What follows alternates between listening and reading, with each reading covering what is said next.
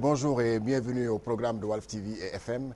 Bienvenue à votre émission Duel qui, comme chaque semaine, donc, reçoit des personnalités, des responsables politiques pour commenter les faits saillants de l'actualité. Aujourd'hui, votre émission donc, a choisi de se pencher sur la tournée du leader de Rewmi qui, après donc une dizaine de jours passés dans les quelques coins et recoins du Sénégal, a dressé un bilan sombre de l'actuel régime. Un bilan dont il surtout a souligné les slogans creux des populations qui manquent de tout, l'absence véritablement de rupture tant annoncée ou bien vantillée par Nous parlons aussi donc en second thème donc de la date du référendum qui est en train de soulever un débat au sein de la classe politique, avec notamment donc la proposition du Parti socialiste et même de certains autres leaders politiques de la mouvance présidentielle qui proposent 2015 au lieu de 2016 comme donc l'a proposé le chef d'État. Alors pour parler de tous ces thèmes, nous recevons sur ce plateau M. Adama Fall. Il est donc membre de la coordination des cadres de l'APR. M. Fall, bonjour. Bonjour, M. Nestor. Avec lui, sur ce plateau, nous recevons un autre responsable du Rewmi. Il s'agit de Tchoubou, donc, Samba Tchoubou, donc, il est le secrétaire permanent donc, du Rewmi. M. Tchoubou, bonjour. Bonjour. Alors, je reste avec vous, M. Tchoubou. Votre leader donc, a fait le tour de certaines contrées et à l'issue donc, de cette tournée, il a dressé un bilan sombre donc, de l'actuel régime. Oui, Georges, je pense que vous l'avez tous constaté. Comme tout parti politique normalement constitué, qui doit aller à pratiquement la recherche de suffrages et de voix, nous avons entamé depuis plus de 3 semaines une tournée qui nous a menés dans certaines régions du Sénégal, à travers le nord, le nord-est du Sénégal, jusqu'au Sénégal oriental, Matam, Kédougou, Tambacounda, Ranérou, jusqu'à Salémata, Saraya et Fongolembi. Et comme on l'a communiqué, nous avons trouvé des populations dans le désarroi, des populations abandonnées et qui vivent pratiquement des misères extrêmes. Et notre rôle d'alerte nous a poussé à pratiquement faire un communiqué, exposer les conditions dans lesquelles nous avons trouvé ces populations et lancer un appel au gouvernement, au président de la République, qui est le principal concerné, lui qui était parti là-bas il y a 3 voire 4 ans, pratiquement s'enquérir de la situation, faire un programme politique qui a conduit ces populations à voter massivement pour lui et qui du coup n'a pas respecté ses engagements. Votre communiqué semble être donc comme une provocation du côté du pouvoir. Bon, ils peuvent le prendre ainsi, mais ce qui nous a poussé, nous, à faire ce communiqué, c'est appeler pratiquement le régime qui est là, qui a la responsabilité aujourd'hui, qui est dépositaire du suffrage des Sénégalais, qui a la responsabilité pratiquement de résoudre ces problèmes, parce que c'est eux qui sont élus. Donc, nous avons normalement, comme tout parti politique bien organisé, fait un communiqué. Pratiquement, normalement, il devrait normalement payer des honoraires. Pour le travail que vous avez fait. C'est ça, pour le travail, parce que le ministre de l'Hydraulique et le ministre de l'Économie et des Finances, vraiment, nous ont suivis sur instruction du président. Et ils ont eux-mêmes, d'après Mansour Faye, constaté ce que nous avons dit. Donc des populations qui ne parviennent pas à avoir de l'eau potable, des populations aussi vraiment qui vivent dans des misères extrêmes, inimaginables, vraiment des choses qu'on pensait dépasser, quoi, qu'on pensait du moins dépasser. Vraiment, c'est extraordinaire. Et je pense qu'ils ont compris. Bon, le principal concerné a compris, le président de la République, jusqu'à envoyer une mission, dépêcher du moins une mission pour voir réellement ce qui se passe. Et alors, voilà. Monsieur Hassan Fall, vous deviez donc vous féliciter. Adama Fall, plutôt, vous devez vous féliciter d'avoir ce travail-là qui a été fait par M. Idriss Seck, qui vous a dressé un bilan de ce qui se passe dans le pays. Il a parlé de slogans creux, plutôt que d'aller constater de visu ce qui se passe dans le terrain. Des slogans creux. Oui, merci Georges. Merci, je salue mon co-débatteur, M. Tchoub. Et au passage, j'aimerais bien présenter les condoléances d'une maman de notre camarade qui est décédée, à la maman du docteur Aliou Sow, secrétaire général du MPV.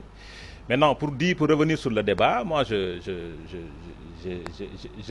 suis pas d'accord par rapport à ce qui s'est passé réellement sur le communiqué de Rewmi, qui est une situation purement alarmiste et du populisme.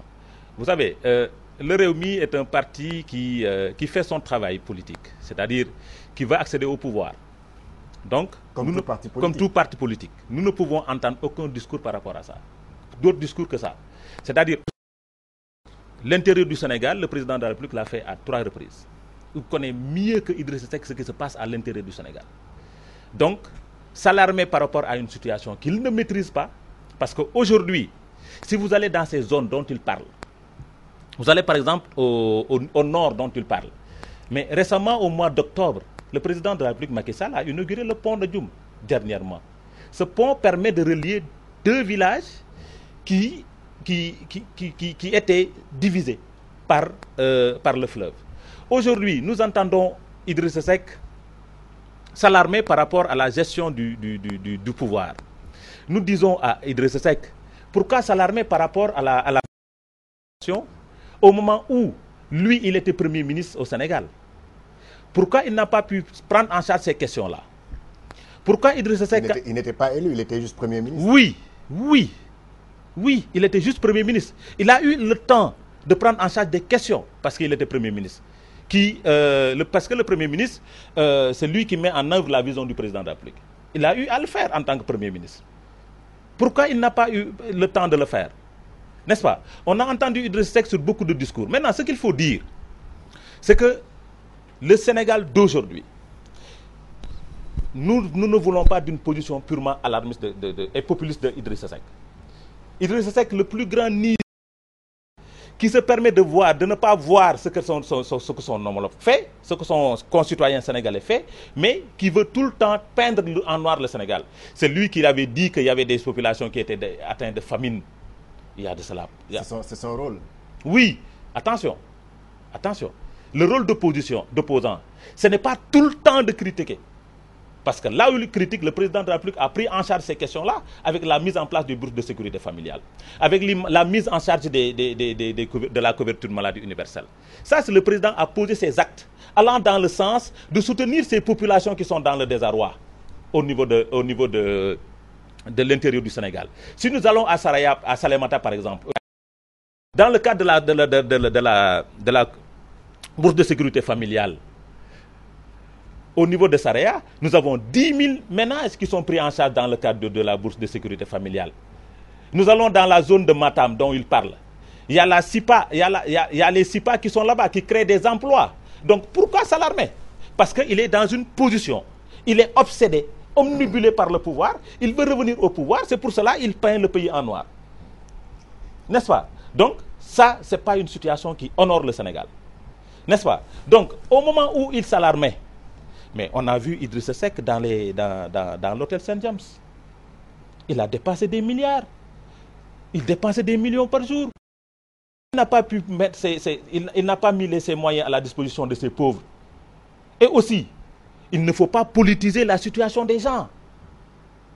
Parce que aussi, cette situation est un peu... Ça ne date pas d'aujourd'hui, cette situation. Et le président de la République a pris en charge, en mettant à la disposition de la population la couverture maladie universelle, les bourses de sécurité familiale pour 250 000 ménages.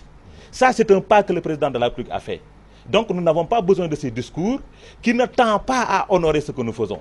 Voilà, M. Thioub, est-ce que vous ne pensez pas que c'est un peu, je ne dirais pas trop prétentieux, mais aller un peu vite en besogne après avoir juste fait 10 jours à l'intérieur du pays pour venir dire que voilà, le régime ne travaille pas? Je pense que ce n'est pas la première fois qu'on attire l'attention, ou bien même qu'on met en exergue les limites, les manquements même de ce régime. Souvenez-vous que le 25 mars 2013, nous avions fait un point de presse dans une télé de la place, et ce que nous avions dit a été confirmé par le président de la République. Donc lui-même, un an après, a constaté que le programme qu'il avait porté au pouvoir n'était pas performant pour mener le Sénégal vers un développement qu'ils ont souhaité. Ce que vous voyez. Donc lui-même a changé de programme et lui-même a changé ce que vous voyez. Donc ce que nous avons dit aujourd'hui dans ce communiqué, M. Fall, vraiment, je pense que voilà, nous n'allons pas tomber dans leur piège. Vous savez, c'est comme dit souvent un de mes collègues dans le secrétaire national, quand on leur montre le soleil, pas par le doigt, ils pointent, ils indexent la personne qui a pointé son doigt pour les montrer le soleil. Ils ne cherchent même pas à voir est-ce que c'est le soleil ou non. Ce que nous avons dit, nous, je pense que les principaux concernés, à savoir le président de la République lui-même, qui 24 heures après la sortie de notre communiqué, a dépêché une équipe de son gouvernement sur le terrain, et ils ont même fait les mêmes... Nous avons visité, ils ont écouté les mêmes populations qui nous ont reçus, et ces mêmes populations les ont pratiquement rappelé ce qu'ils nous ont étalé comme souffrance. Et Mansour Faye, ministre de l'Hydraulique, vous l'avez écouté tous hier, il a dit la même chose que ce que nous avons dit dans le communiqué. Donc, ce qu'ils devraient faire, eux, vraiment, je pense que nous n'allons pas descendre si bas pour répondre à des invectives.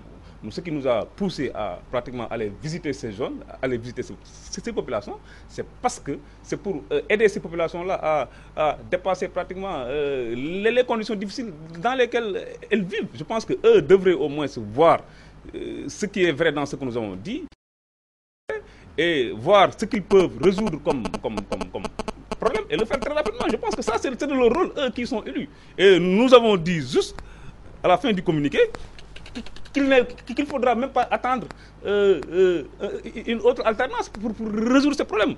Parce que vous voyez, donc eux qui sont là et qui sont élus, vraiment, ils ont la responsabilité aujourd'hui de respecter les engagements qu'ils avaient pris devant ces populations-là.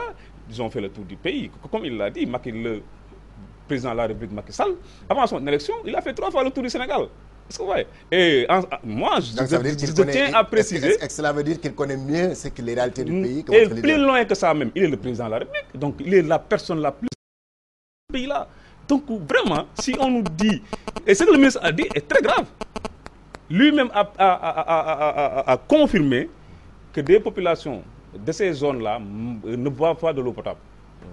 3 ans après une élection. C'est-à-dire, eux, à les entendre parler, ou même à les écouter. Mais M. Tchoub, 70 ans après, Oui, mais 70 ans j'ai la après, parole, les populations vous de allez Doum répondre après. ont vu un pont. Vous allez répondre après, M. Fall. Donc, vous allez répondre après. Oui, vous allez répondre. Laissez terminer. Je pense que 3 ans après leur élection, à les entendre parler, c'est comme si le régime de l'APR venait d'accéder au pouvoir.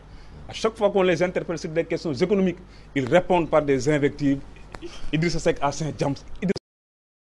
Au lieu de répondre et même de chercher même à résoudre ces problèmes-là, ils cherchent à divertir ou même à nous orienter vers un débat dont nous n'allons pas les suivre. Nous sommes assez responsables pour vraiment jouer notre rôle. C'est ce qui nous a poussé à faire de la politique. Ce n'était pas de se donner un spectacle. Vous pouvez venir consulter ce que nous avons fait comme travail et nous allons les donner gratuitement pour exécuter ça. Pour l'intérêt des populations. Voilà, mais monsieur Fall, on s'est rendu compte qu'après la sortie du communiqué de Réumi, au lieu en tout cas de positiver, vous êtes mis à l'attaquer, attaquer le de Réumi. C'est-à-dire, en tout cas, au lieu de prendre le contenu, le travail, essayer de voir ce qui est bien, profiter, en tout cas, vous lancez dans une sorte d'invective. Non, nous ne sommes pas dans l'invective et dans les irrévérences. Mais si, quand vous dites, Parce que certains d'entre vous disent, par exemple, Idrissa Seck est obnubilé par la fonction présidentielle. Oui, qu'il mais ne connaît pas c'est-à-dire le quand Sénégal, un président, quand Idrissa Seck se permet de dire, le 21 juin, oui, quand Idrissa Seck se permet de dire que Macky Sall est d'une incapacité notoire, oui. Ça veut dire quoi? Mais c'est son constat. C'est son constat. Mais si on revient sur l'incapacité de Macky Sall, dont tu le dis, incapacité, oui. Si on revient, si nous faisons la comparaison de ces 2 hommes par rapport à la gestion étatique. Est-ce qu'on peut comparer les 2 hommes? Parce que l'un... Non, les deux étaient premiers ministres avant. Nous nous rappelons de son fameux discours de politique générale d'Idrissa Seck quand il était premier ministre. Nous nous rappelons de ça. Peut-être lui, il n'était pas au PDS, mais nous nous rappelons de son fameux discours. Quand il disait nous allons combattre Ndjoublang et combattre et de Gorgorlou. Nous nous rappelons de ces discours. Nous nous rappelons de ces fameux graphes de convergence. Quand il disait que les signaux étaient au rouge, les signaux étaient au rouge. Mais qui a mis ces signaux au vert? N'est-ce pas? Si nous revenons sur la gestion, sur la gestion politique, lui, il a eu à faire 2 campagnes. Incapacité, quelqu'un qui a fait une élection présidentielle, c'est vrai que c'est une question divine. Donc, une personne qui se permet d'être dans cette station d'insulte, de traiter une personne d'incapacité notoire. Vous l'acceptez. Ce n'était pas seulement ça le communiqué. Donc, il est dans sa position. Nous avons toujours remarqué cette position-là. Et vous avez réagi par des invectives aussi? Non, nous ne sommes pas dans les... Nous voulons lui rappeler que lui, il était là. Aujourd'hui, Georges, il est président du conseil départemental. Avant d'être président du conseil départemental, c'est le Rewmi qui a toujours géré la mairie de Thiès. Qu'on nous dise, en 12 ans de gestion, ce qu'ils ont fait comme réalisation dans la mairie de Thiès. Parce qu'aujourd'hui, il est en train de décrire notre gestion. Mais qu'ils nous disent, lui, en tant que maire, le parti de Rewmi, qu'ils nous disent, eux, en tant que maire de la ville de Thiès, les réalisations qu'ils ont eu à faire à Thiès. En tant que maire de cette ville. C'est là où se trouve la question. Ce que je veux dire, nous ne sommes pas dans les invectives. Nous ne sommes pas dans ça.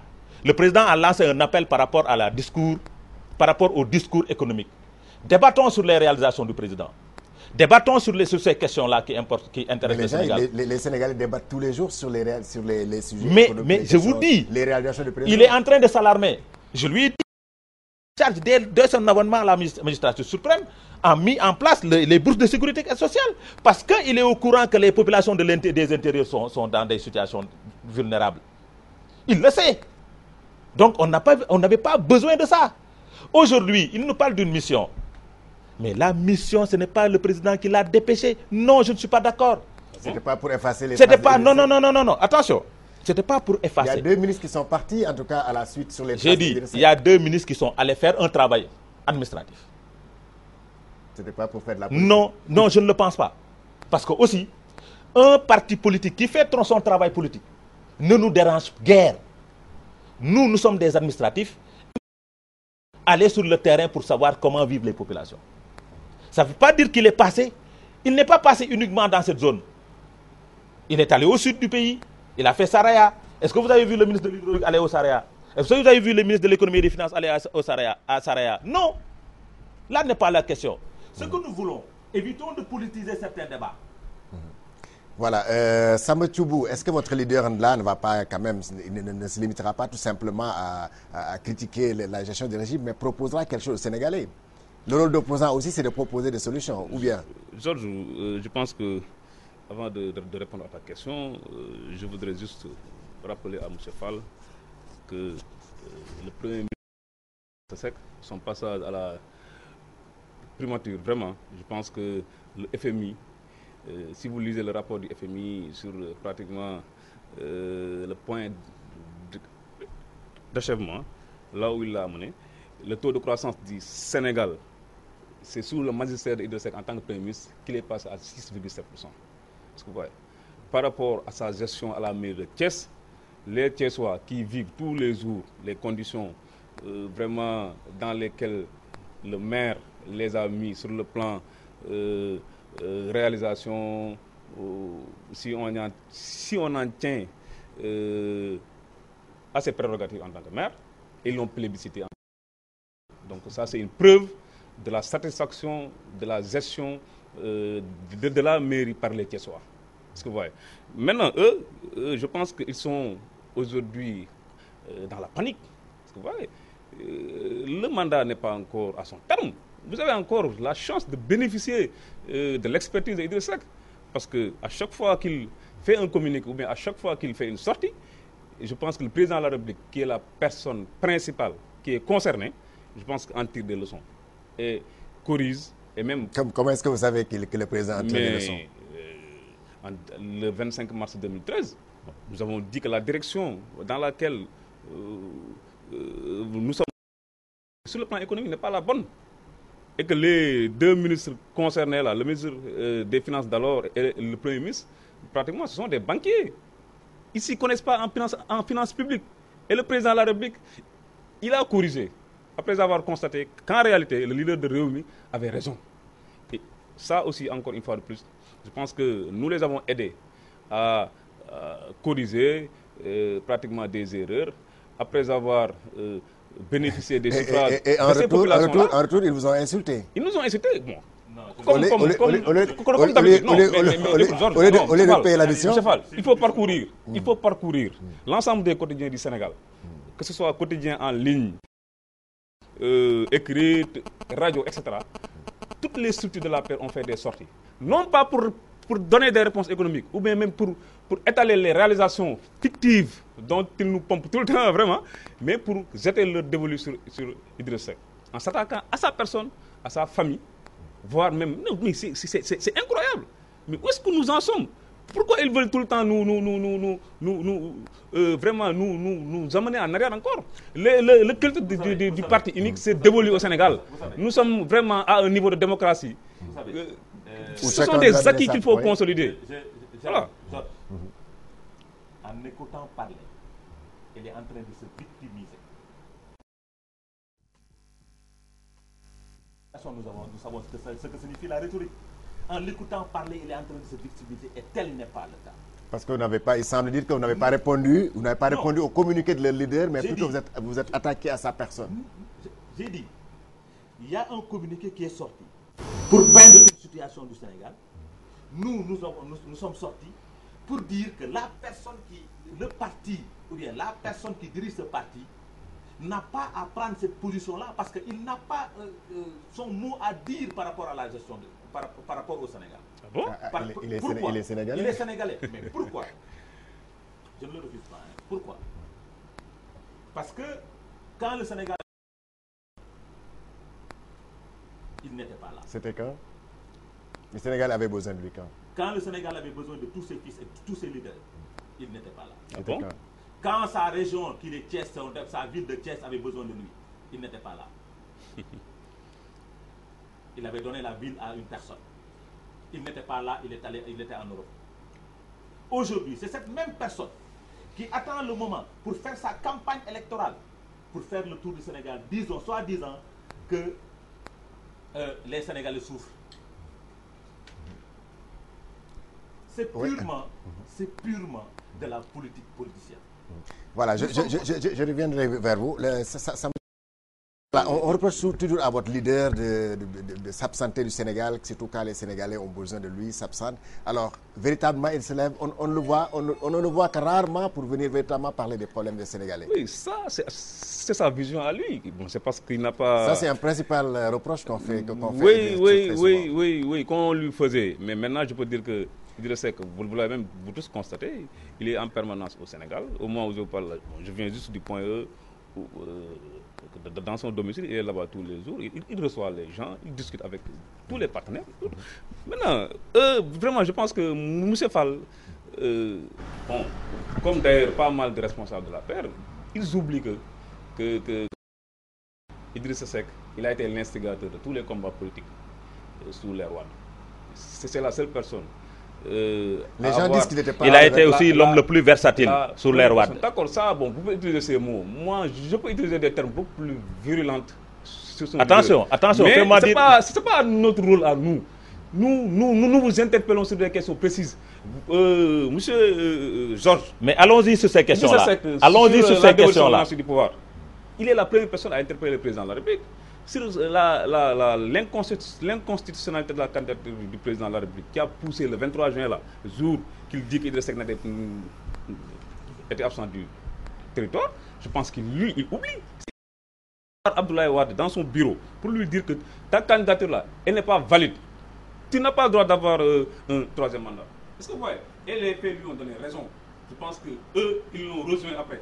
Et tous les combats politiques menés pour lutter contre des dysfonctionnements dans la gestion de Wade, ou bien même sur le plan de la violation de la Constitution, je pense que ces combats ont été menés par Idriss Seck. Maintenant, par rapport à Thiès, je pense que les Thiessois n'ont pas besoin d'avoir un porte-parole.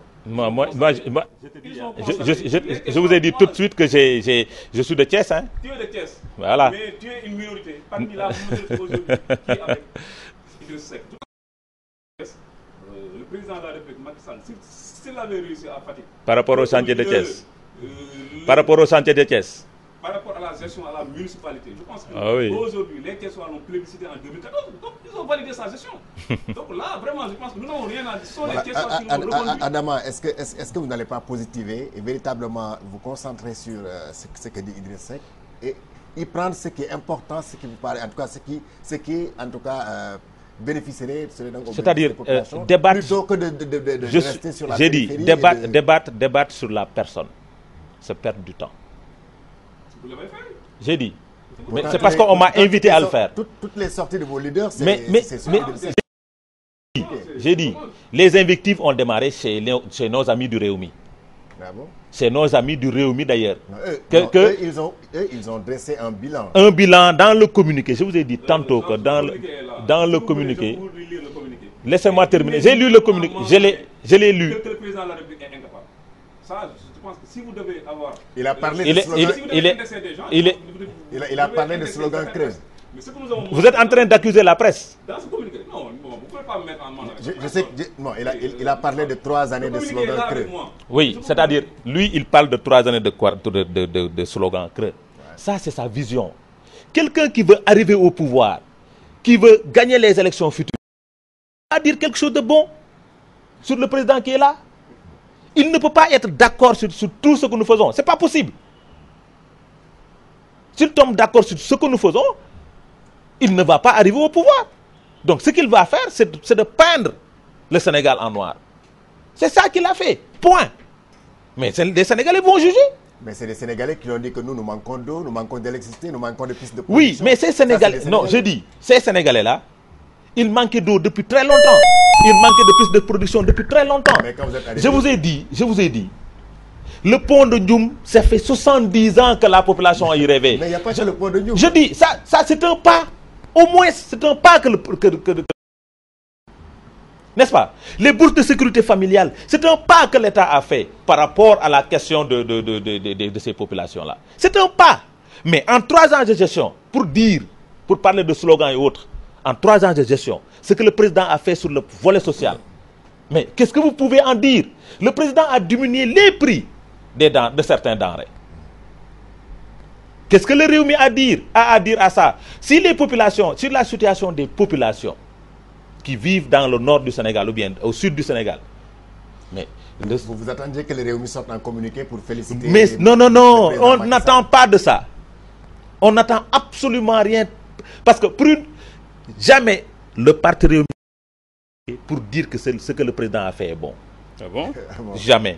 Ils ne le feront jamais. Ils ne le feront jamais parce que ce qui l'intéresse, lui, eux, en tant que parti politique, c'est d'accéder à la magistrature suprême. On leur concède cela. Mais comme vous l'avez eu à le dire, la politique, ce n'est pas seulement de critiquer, mais il faut faire poser des critiques objectives et apporter des solutions. Maintenant, sur la situation de ces personnes-là, je lui dis, par rapport à les actes que le président a posés, nous sommes en train de prendre en charge ces questions de la survie de ces populations-là, parce qu'on a mis en place les bourses de sécurité familiale qui va prendre en charge ces questions-là. N'est-ce pas? On parle d'une maladie universelle, va prendre ces questions-là. On parle de routes, d'électrification rurale et autres. Mais vous allez voir ce que l'État est en train de faire au nord du Sénégal et au sud du Sénégal. Ça, c'est des questions que nous avons pris à bras le corps. Parce que ce qui nous intéresse, nous, sincèrement, c'est le Sénégal. Le devenir de ces Sénégalais. C'est ça qui nous importe. Nous ne sommes pas dans ces discours politiciens qui ne nous mènent absolument à rien du tout. Nous ne sommes pas là pour briguer la suffrage des Sénégalais. Nous ne sommes pas là pour faire de la politique politicienne, pour sauvegarder le pouvoir. Parce que nous savons que le pouvoir, c'est le bon Dieu qui le donne. Mais nous sommes là pour régler une question qui est très claire, c'est la survie des Sénégalais. Voilà, pour ceux qui nous suivent depuis la radio, donc de suivre votre émission Duel, que ce soit aujourd'hui M. Samba Tchoubou, il est le secrétaire permanent de Réumi, et M. Adama Fall, membre de la coordination des cadres de l'APR. Alors nous allons passer donc au second thème de notre débat pour parler donc du mandat présidentiel. Le Parti socialiste, qui est donc membre de la mouvance présidentielle, a proposé la tenue de ce référendum en 2015 plutôt qu'en 2016. Il est soutenu en cela donc d'ailleurs par beaucoup de partis politiques. Oui, ça c'est une vision du Parti socialiste. Pourquoi ils l'ont posé, ils ont fait la proposition, je ne sais pas. Moi, je dis que c'est possible d'organiser les élections, les référendums en 2016. Si c'est par rapport à des questions de pièces d'identité et autres, nous savons tous que on peut proroger la date et autres. Donc il n'y a pas une question de s'alarmer. Aujourd'hui, ce qui se passe, c'est que le président a pris une décision de réduire son mandat. C'est un engagement qu'il a pris. Et cet engagement-là ne date pas d'aujourd'hui. Ça ne date pas de son avènement. Votre ami Idrissa dit d'ailleurs que là, tous ces débats autour du mandat, on tend vers donc, un reniement de la parole donnée. Vous savez, moi je ne vais pas répondre à ces gens-là. Parce que le reniement de la parole donnée, la première personne qui l'a fait, c'est Idrissa Seck. Ah bon? La première personne. Qu'est-ce qu'il vous avait promis? Non, c'est-à-dire, il avait dit dans un discours qu'il n'allait jamais se présenter contre Abdoulaye Wade. Il l'a fait en 2007. Ah bon? Il l'a fait en 2012. Il avait dit, retourner chez Wade serait une double abomination, politique et morale. Pourtant, il est retourné vers Wade. Comment ça? Il est retourné vers Wade après les élections. Il est retourné dans le bureau politique du PDS. Nous ne sommes pas dans cette situation-là. Je vous dis, la réduction du mandat du président de la République ne date pas de son avènement à la magistrature suprême. Ça se trouve dans notre programme de Yoonu Yokkute. Maintenant, le président, ce qu'il a dit, c'est très clair. Il faut trouver les conditions pour pouvoir le réduire et aller vers les référendums de 2016. Quand notre parti donne une proposition, ça c'est le parti. Parce que aussi c'est un homme qu'on a élu. C'est un parti allié. Oui, mais c'est un homme qu'on a élu. C'est un homme qu'on a élu. Qui est là, qu'on a élu pour 7 ans et qui décide de réduire son mandat. Moi, je pense que les gens devraient saluer cet acte-là. Parce qu'en démocratie, pour une première fois dans l'histoire politique du monde, on voit un président de la République qui réduit son mandat. Il faut applaudir. Parce qu'il avait promis aux Sénégalais qui ont voté pour lui. Attention, avant que les Sénégalais votent pour lui, je vous dis que ça se trouvait dans son programme de Yoonu Yokkute. Qu'il allait faire un mandat de 5 ans. Ça se trouve dans le Yoonu Yokkute. N'est-ce pas? C'est pas parce qu'il a décidé, il a pris un mandat que les Sénégalais ont voté pour lui. Mais pourtant, ce sont même des leaders de votre parti, des responsables, hauts responsables de l'APR qui ça veut dire que notre parti a une démocratie interne. Chacun a le droit de prendre ses positions. Ça veut dire quoi? Qu'au niveau de la coalition Benno Bokk Yakaar aussi, les gens ont le droit de prendre des positions. Ce qu'il faut décrier, c'est qu'une proposition ne se fait pas à la place publique. Il y a un lieu où les leaders doivent se rencontrer. C'est là-bas qu'on pose les débats. Mais pas sur la place politique, c'est ça que je décris. Sincèrement. Donc vous n'avez pas aimé que le Parti Socialiste, en tout cas, fasse cette proposition sur la place publique? Mais sur la place politique, ils ont le droit d'avoir une position. Moi, ce que je décris, c'est que cette proposition-là se passe dans la place publique. C'est comme l'avait dit notre camarade Abdou Mbow. Inélégant, oui. Samba Thioub, vous c'est quoi votre position par rapport au référendum? Vous voulez quelle date, vous? Bon, avant de venir dans ça, je pense que si on avait renié notre parole, on n'aurait pas soutenu le président Macky Sall au second tour. Idrissa Seck, il a respecté tous ses engagements vis-à-vis de ses collègues, d'abord du M23, et ce qui nous a poussé à ne pas battre campagne. Par contre, celui qui a signé le mémorandum du M23 et qui a trahi, je pense, sa signature après, nous l'avons tous connu. Celui qui a signé la charte des assises nationales et qui a fait le contraire par la suite, nous l'avons tous connu. Et parlant du référendum, je pense que il avait commandé une proposition de la réforme des institutions en créant la CNRI. La Commission nationale confier ça au doyen Amadou Mokhtar Mbow, au Cheikh Tidiane Dièye, etc. Et je pense que eux, ils avaient fait un travail sur les assises qui pratiquement ressemble approximativement à ce qui est proposé pratiquement par rapport à la réforme des institutions et qui dort encore dans les tiroirs. Personne ne sait ce que le président de la République veut faire. Alors qu'avant son élection, il avait clairement dit que c'est un mandat de 7 ans, mais je prends l'engagement de réduire ça à 5 ans, ce mandat-là. Est-ce que vous voyez? Donc ce qu'on a entendu par la suite, et ce qu'on a vu, c'est quelqu'un qui ne donne même pas l'impression de respecter sa parole.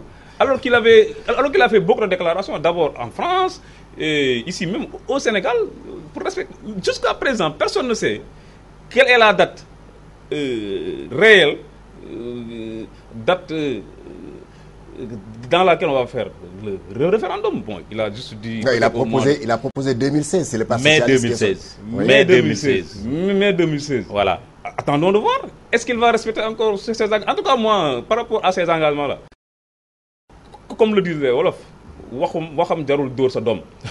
Parce que tout ce qu'il a eu à faire comme engagement, sa signature avant son élection, avec le M23, avec, je pense, les assisards, il n'a pas respecté. Donc, vraiment... attention. Non, attends, le président de la République avait signé non, la charte des assises nationales. Ça, c'est nous faisions partie du M23. C'est le docteur Cheikh Tidiane Dièye qui l'a dit. Nous étions envers M23. Le docteur Cheikh Tidiane Dièye, qui est membre de cette instance, l'a dit. Et qui aussi, le doyen Loum, le premier ministre Mamadou Lamine Loum, il l'a dit à travers une émission, et je l'ai écouté. Donc vraiment, par rapport à la proposition du Parti socialiste, moi, je suis du Rewmi, qui n'a pas encore donné une position, je pense... Vous n'avez pas de préférence sur 2016, 2015? Ce que nous demandons, c'est que le président de la République respecte sa parole. Il a promis aux Sénégalais de réduire le mandat pour une meilleure vivacité de la démocratie au Sénégal. Je pense que c'est ça qu'il avait dit. Il n'a qu'à honorer ses engagements pour l'intérêt pratiquement pour préserver la démocratie et pour vraiment préserver ces acquis que nous avons vraiment passé énormément de temps à combattre. Et jusqu'à présent, je pense que il n'a fait absolument rien qui puisse nous qu'il va respecter ses engagements. Parce qu'il n'est pas précis. Il n'est pas précis dans ses déclarations par rapport à la réduction du mandat. Et ses lieutenants, ses principaux lieutenants aussi, vraiment, lui, il est le chef du parti. Je pense que quelqu'un qui a son leadership dans son parti... Nous ne sommes pas un parti de dictateurs. Vous n'êtes pas un parti de dictateurs, mais nous avons entendu le président de la République faire une déclaration à Nioro, intimer l'ordre à ces responsables-là de ne plus lever un mot sur le mandat. Qu'est-ce qu'on a dit? 72 heures après? Nous ne sommes pas un parti de dictateurs. 72 heures après. Donc vraiment, je pense que... Nous ne sommes pas un parti de dictateurs. Nous au Rewmi, nous sommes pour le respect de la parole donnée. Nous sommes pour le respect des engagements. Et je pense que le président de la République a encore du temps pour pouvoir pratiquement... Voilà. Adama Fall, toujours dans le sillage donc du mandat, certains constitutionnalistes même vous proposent le mandat unique de 7 ans. Vous savez, on n'a pas besoin de faire des propositions par rapport au mandat unique de 7 ans ou bien de 5. C'est-à-dire, la question ne se situe pas là-bas. Il parle de manque de respect de la signature au niveau du M23. Nous étions au M23. On s'est battu au M23. Le Rewmi n'était pas présent. N'est-ce pas? Sur les assises, le président Macky Sall a signé les assises avec réserve. Maintenant, si on revient sur la Commission nationale de révision des réformes, nous avons vu ce qui s'est passé au Sénégal. Pourquoi nous nous sommes battus pour le 23 juin? C'est parce que nous avons une constitution qui a été tripatouillée plusieurs fois. Une constitution n'est pas une petite affaire. C'est pas quelque chose qu'on doit faire à la va-vite. Si on prend l'exemple des États-Unis, depuis combien de temps cette condition n'a pas changé? Est-ce qu'aux États-Unis ou bien dans les autres pays on parle de mandat présidentiel? C'est une question qui est très sérieuse. Moi je pense que si le président qui est élu, qui prend une décision, c'est un engagement qu'il a pris, je vous l'avais dit, avant qu'il soit président de la République. Qu'est-ce qui pourrait le pousser à revenir sur cet engagement-là? Et aujourd'hui, ces réformes les réformes sur les institutions, ce n'est pas seulement le mandat présidentiel. Si vous l'avez lu, ce n'est pas seulement le mandat présidentiel. Les hommes politiques, malheureusement, c'est le mandat qui les importe. Pourquoi? Parce qu'ils pensent tout le temps à des élections et arriver à des suffrages. Nous ne sommes pas dans ces choses. Nous voulons, nous, en tant que parti de la paix, varier cette constitution pour que quelqu'un d'autre, s'il vienne, qu'il ne puisse pas toucher cette constitution-là. C'est important. Nous devons parler sur l'âge. Parce qu'au Sénégal, on a dit pour prétendre être président de la République, il faut avoir 18 ans, révolu. Il faut pas donner un âge pour sortir. Il faut réfléchir sur ces questions-là. Et ça se trouve sur les réformes des institutions. Nous devons débattre sur Est-ce qu'il faut continuer à être secrétaire général d'un parti et être président de la République? Ça, c'est les débats de fond. Vous n'avez pas cette... Non, j'ai dit, ça, c'est des débats de fond. Vous les... Mais malheureusement, mon cher Nesta, les gens ne posent pas ces débats de fond. Ils ne parlent que de réforme, de référendum, de mandat. Mais Adama, votre leader était le premier à dire qu'il restera. Oui, mais lui, c'est le leader. Lui, c'est lui qui le dit. Mais c'est un débat qu'il faut poser. Moi, je parle en tant que... Est-ce que vous l'avez posé au sein de votre parti? Mais nous sommes en train de réfléchir. N'est-ce pas? C'est des propositions qui se trouvent sur la réforme. Le fond qu'il faut poser. Ne pas tout le temps penser à une élection, au mandat. Nous ne sommes pas figés sur un mandat. Nous ne sommes pas des pouvoiristes. Nous ne sommes pas omnibulés par un pouvoir. Nous ne sommes pas là tout le temps pour dire que non, nous allons faire un mandat de 5 ans et 7 ans. Non, nous ne sommes pas dans cette situation. L'engagement est pris, que nous allons respecter. Maintenant, c'est aux constitutionnalistes de nous dire, aux hommes de droit de nous dire comment y parvenir. Parce que ce mandat-ci de 7 ans, que nous sommes élus pour 5 ans, pour 7 ans, ce mandat-ci sera 5 ans. Inch'Allah. Voilà, Tchoub, le mandat unique de 7 ans. Georges, bon, je pense qu'il y a un paradoxe. Si on entend les gens de la paire faire la révolution, ils ont été les premiers à s'attaquer à Amadou Mokhtar Mbow. On a tous été témoins. Mais attends, je dis, ouais, moi je parle. Là, non, si on nous fait croire aujourd'hui, si on discute, même les autres points qui ont été soulevés sur cette étude de la réforme des institutions-là ont été rejetés par bon nombre de responsables de la paire. Vous êtes tous... Mais est-ce que ça veut dire que le président l'a rejeté? Non, bon. Est-ce que ça veut dire que c'est le président qui l'a rejeté? Est-ce que tout ce qu'Idrissa Seck dit, tu es d'accord? Mais tu viens de me dire... Non mais attends, nous sommes dans une démocratie. Tu viens de me dire que ce que dit le président de la République ne vous engage pas, vous. N'est-ce pas ça que vous avez dit? Lui, il a dit que c'est le chef du parti. Donc ce qu'il dit, lui, ne les engage pas. Eux qui sont membres et responsables de ce parti. Qu'est-ce qu'il dit? Qu'est-ce qu'il a dit? On ne sait pas écouter qui dit la vérité et qui dit le contraire. Par rapport à la réforme des institutions, ils ont dépensé énormément d'argent pour mettre en place cette commission-là. Et nous avons été à la CNRI. Oui. Le Réumi a fait une délégation pour rendre visite. Et nous savons ce qui est...